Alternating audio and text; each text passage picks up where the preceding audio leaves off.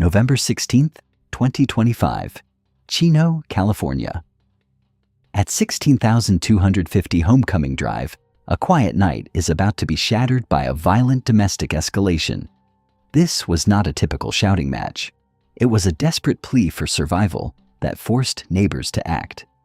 This is the 911 call that started a race against the clock. 911, what's the address of your emergency? Hi, the address of my emergency is... Okay. And what's going on there? Do you need police or paramedics? I think both. My neighbors are having a domestic dispute and he's hurting her really bad and there's yelling and screaming. You can see this happening, or? Yes, I can see it through the window and I hear it.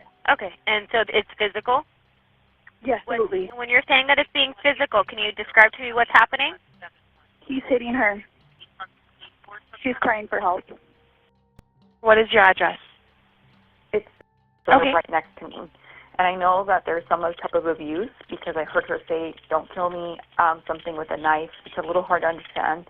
But I heard her saying, "Don't stab me."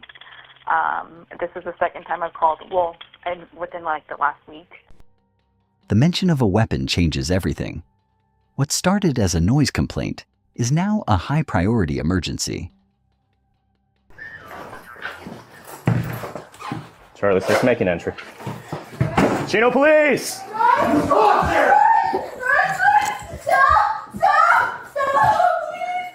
Drop the knife! No! Ma'am, get back. Drop the knife now! Drop it now! Drop the knife!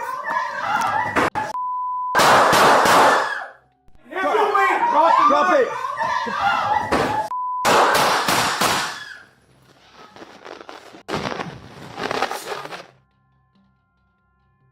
Hey, brother, we want to make sure that you're okay, right? Royce Johnson was transported to a local hospital and treated for non-life-threatening injuries. He is now facing serious felony charges, including assault with a deadly weapon and battery. Looking at the legal side, this shooting falls squarely under the objective reasonableness standard.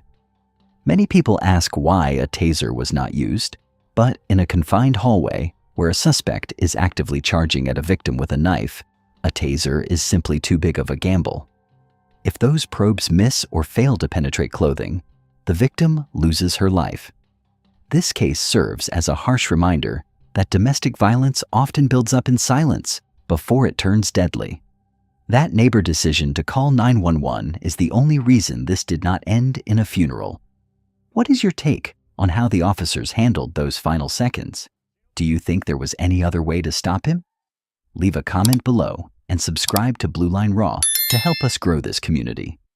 We appreciate you watching and stay safe out there.